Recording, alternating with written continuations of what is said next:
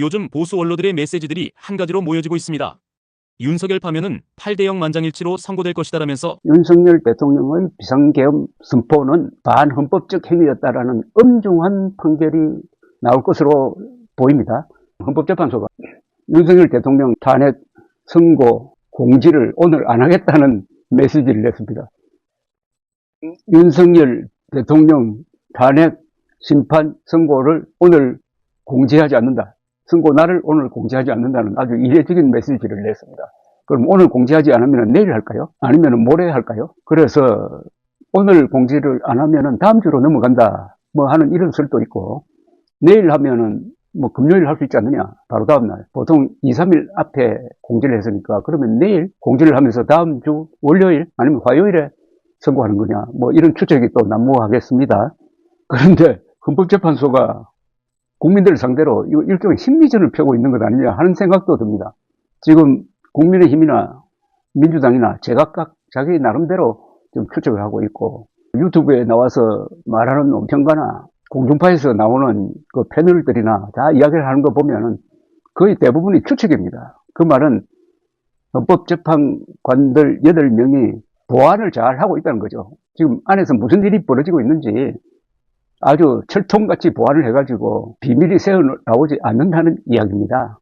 다만 확실한 것은 시간이 좀 늦어진다는 겁니다. 늦어지는 이유가 뭐냐에 대해서는 우선 저 생각을 밝힌다면, 늦어지는 이유는 8대0으로 윤석열 대통령을 파면하기로 하는 흐름은 그대로인데, 거기에 우선 결정문을 써야 되는데, 이 결정문을 쓰는 과정에서 상당한 시간이 필요할 것이다. 이번 결정문은 역사적인 결정문이고, 이 결정문에 따라서 그 뒤에 정치 상황이 많이 달라질 수도 있습니다.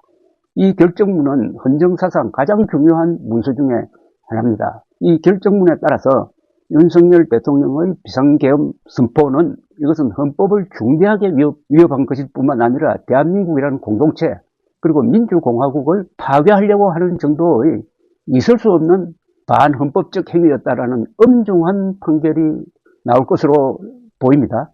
그렇게 되면은 윤석열 대통령 편에서 계속 정치적 힘을 쓸 수 있겠느냐?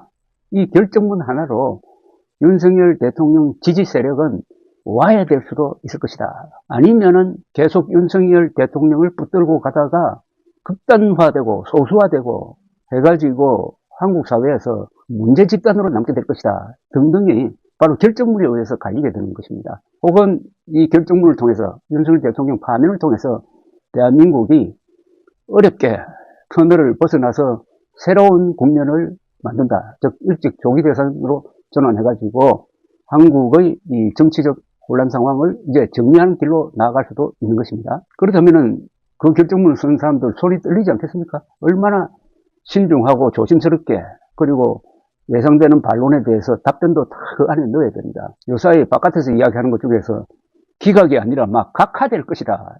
즉 절차적 중대한 문제가 있었다 해가지고 각하 이야기를 나오는데, 각하 가능성은 제로입니다. 각하는 더 심리를 할 필요가 없을 정도로 명백하게 소추안이 잘못됐든지, 그것을 심리하는 과정에서 중대한 잘못이 있었다든지 했을 때 아예 없었던 걸로 하는 겁니다. 근데 지금 그동안에 아주 치열하게 헌법재판소 심리를 이끌어온 헌법재판소가 느닷없이 지나간 탄핵 심리는 무효다, 우리가 잘못했다라고 하면은 헌법재판소 해산해야 되는 것 아닙니까? 또 그런 결정적인 흠결이 없습니다. 논쟁점이 있는 거는 뭐 있지만은, 그래서 각하는 없습니다. 각하 가능성은 제로입니다. 그런데도 계속 국민의힘 윤석열 지지 세력에서 각하 하고 있는 게 뭔가 자신이 없기 때문이 아닌가 하는 그런 생각이 드는데, 헌법재판소에서 고려하는 것은 이 윤석열 대통령 파면 결정이 나올 때의 충격을 어떻게 하면 최소화하느냐, 어떻게 하면 이걸 받아들이도록 하느냐 하는 그런 시간표를 지금 설정했다고 봅니다. 그래서 좀 지리하게 끌면서 국민들 사이에서 어쨌든 빨리 나와야 되는 것 아니냐 하는 생각이 높아지도록 해가지고 선고를 하면은 훨씬 더 설득력이 있지 않겠느냐 하는 이런 생각. 그리고 한덕수 총리 탄핵 소추안도 같이 선고할 가능성이 있다고 봅니다. 또는 하루 전에 한덕수 탄핵 소추안은 기각될 가능성이 높습니다. 그러면은 윤석열 지지층, 국민의힘 지지층이 아주 잘했다고 할 것입니다. 그 직후에 윤석열 대통령 파면 결정이 나오면은 태세를 전환해가지고 그건 잘못했다 이렇게 하기가 좀 힘들죠. 그래서 윤석열 대통령 탄핵 인용 결정이 나왔을 때 반발을 좀 줄이는 방향의 시간표를 정하고 있는 것 아니냐 하는 생각이 들고, 그 다음에 3월 26일로 예정된 이재명 민주당 대표에 대한 공직선거법 위반 사건의 항소심 선고와도 서로 연결될 겁니다. 만약 3월 26일 전에 헌법재판소의 윤석열 대통령 선고가 나오면은 그 충격이 조금 있다가, 하루 있다가, 그 다음에는 3월 26일 이재명 재판에서 또 다른 충격이 나와가지고 서로 상쇄하고 해가 묻혀버리지는 않겠지만 훨씬 더 충격을 흡수하지 않을까 하는 생각이 듭니다. 이재명 항소심 재판에서도 1심처럼 집행유예 정도가 나와가지고 당선 무효형이 나올 가능성이 있다고 봅니다. 그럼 그렇지. 어차피 윤숙의 탄핵은 피하지 못할 거라니까 이재명 선고와 거래를 유도하는 메시지를 내고 있네요. 그러면 그 판단과 윤석열 대통령에 대한 파면 결정이 서로 상쇄를 해가지고 충격을 서로 맞바꾸면서 충격을 상쇄시키는 그런 것까지 고려해서 다음 주 초, 그리고 3월 26일, 다음 주 초는 윤석열 대통령 관련 선고, 3월 26일은 항소심의 이재명 건 관련 선고, 이렇게 시간표를 맞추는 것 아닐까 하는 생각이 듭니다.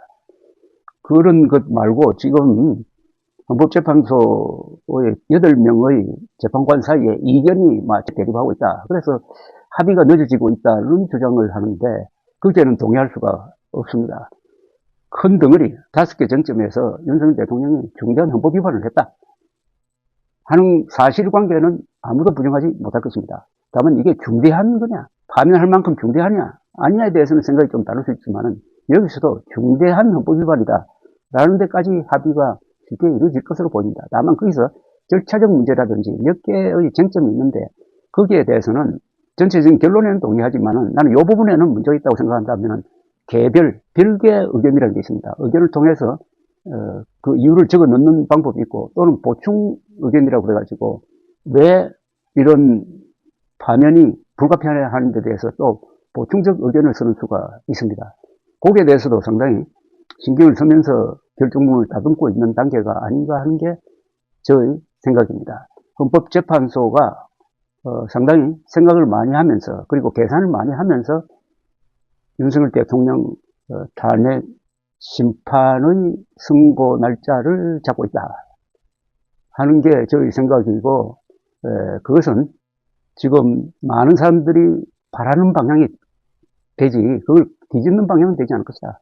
많은 사람들이 바라는 방향은 우선 헌법 위반한 윤석열 대통령에 대한 응징이죠. 그 다음에는 윤석열 대통령이 현직으로 복귀하면 무슨 일이 벌어지느냐 하는 데 대한 것까지 감안해가지고 탄핵 선고 이후의 한국의 진로에 대한 어떤 고려도 하고 있을 것으로 보입니다.